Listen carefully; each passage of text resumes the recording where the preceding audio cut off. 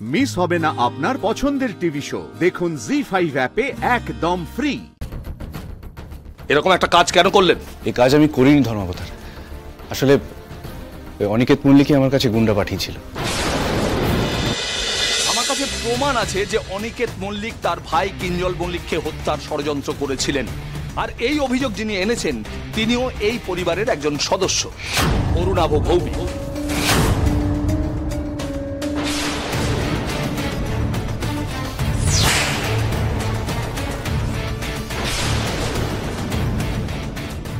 সব মিথ্যে কথা। আমিও দেখি অরুণাভ ভৌমিক কি প্রমাণ দিতে পারে আর কত মিথ্যে বলতে পারে।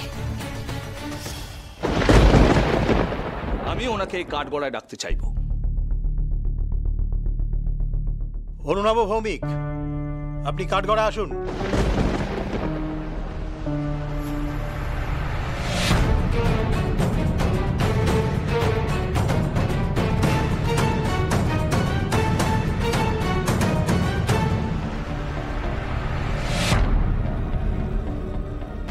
বলুন, যাহা বলিব সত্য বলিব, সত্য বই মিথ্যে বলিব না। যাহা বলিব সত্য বলিব, সত্য বই মিথ্যে বলিব না। অরুণাভ বাবু, দেখুন, আমি বুঝতে পারছি আপনার কষ্ট হচ্ছে,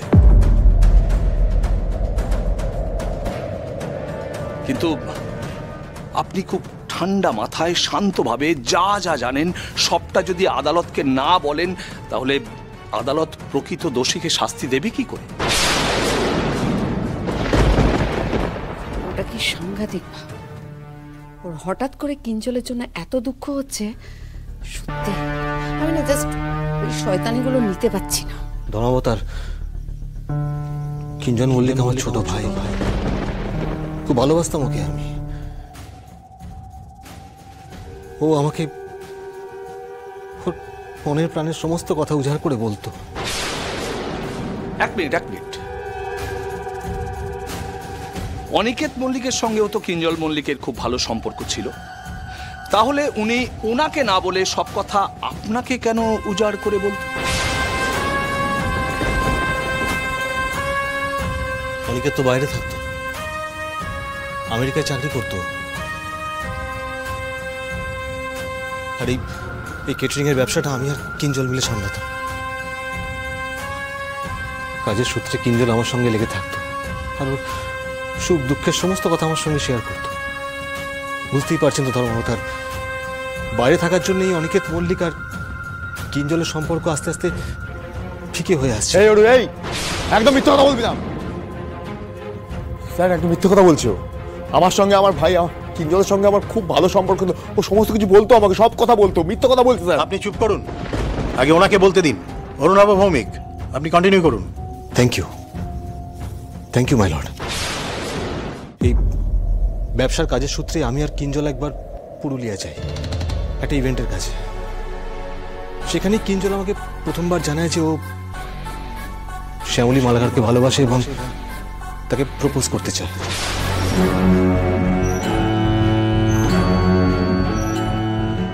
আমি জানি এটা স্যার, আমি সমস্ত কথা জানি। কিঞ্জল আমাকে সবটা বলেছিল। এই অরুণ, আপনাকে চুপ করতে বললাম তো, আপনি কন্টিনিউ করুন।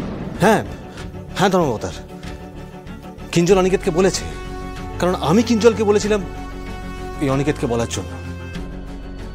Objection milord. আচ্ছা, আপনি একটু আগে বললেন যে কিঞ্জল মল্লিকের সঙ্গে নাকি অনিকেত মল্লিকের রিলেশনটা ফিকে হয়ে গেছিল, মানে ওনাদের মধ্যে কথাবার্তাও ঠিকঠাক ছিল না। তাহলে কিঞ্জল মল্লিকের মনের কথা হঠাৎ অনিকেত মল্লিককে জানাতে বলেছিলেন কেন?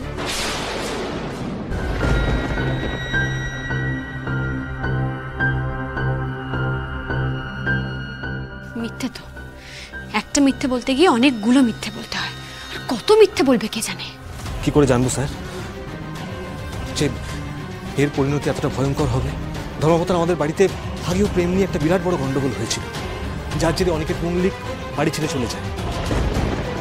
তাই আমি কিঞ্জলকে বলি এবার সবটা অনিকেতকে জানাতে, যাতে একসঙ্গে বসে একটা ডিসিশন নেওয়া যায়। তুমি কি করে জানবো বলুন তো? সবটা জানার পরেই অনিকেত মল্লিক কিঞ্জলকে খুন করার পরিকল্পনা করবে, আমি কি করে বুঝবো?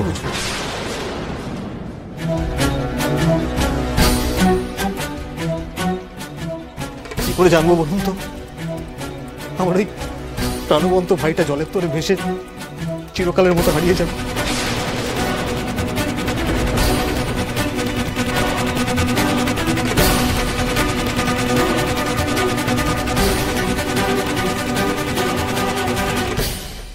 অরুণাবু, আপনি নিজেই বলছেন যে জলের তোরে ভেসে গিয়ে কিঞ্জল মল্লিকের মৃত্যু হয়েছিল। তাহলে আপনি অনিকেত মল্লিকের বিরুদ্ধে হত্যার অভিযোগ আনছেন কি করে? আনছি কারণ এই অনিকেত মল্লিকের কথাতেই একজন এই বাঁধের জল সময়ের আগে ছেড়ে দিয়েছিল।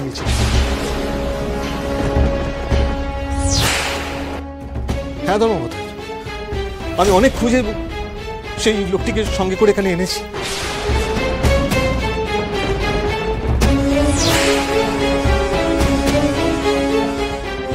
কিঞ্জলের সঙ্গে যে অভিযানটা হয়েছে তার প্রতিকারটা হওয়া খুব প্রয়োজন, খুব প্রয়োজন।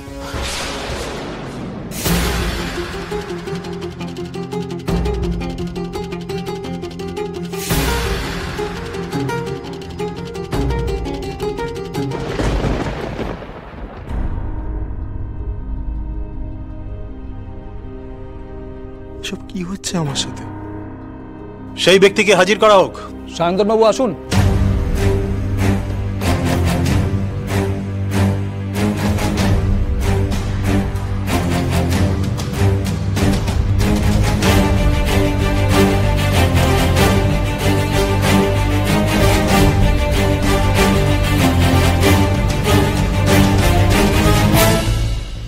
বলুন, যাহা বলিব সত্য বলিব, সত্য বই মিথ্যে বলিব না। যাহা বলিব সত্য বলিব, সত্য বই মিথ্যা বলিব না। এবার বলুন, এই অনিকেত মল্লিক কি আপনাকে আগে বাঁধের জল ছাড়ার কথা বলেছিল?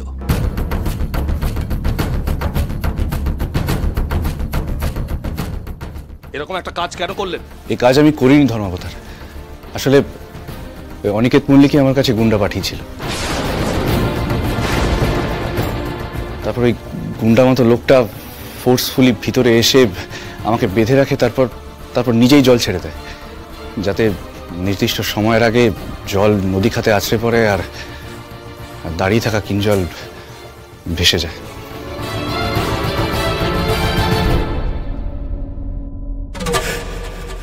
সেটা আপনি কি করে জানলেন? কোনো গুন্ডা গোছের লোক যদি সেই কাজ করেও থাকে, তার সঙ্গে অনিকেত মল্লিকের কি যোগ? যোগ আছে ধর্মাবতার। অনিকেত মল্লিকই এই ছেলেটিকে পাঠিয়েছিল, কারণ ওই ছেলেটি যখন জল ছাড়ে তখন ভিডিও কলে আমি অনিকেত মল্লিককে দেখতে পাই।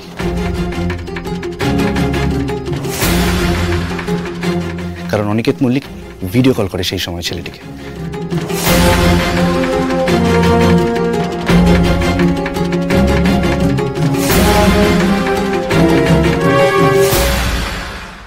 জি5 ডাউনলোড করুন আর সব এপিসোড দেখুন একদম ফ্রি।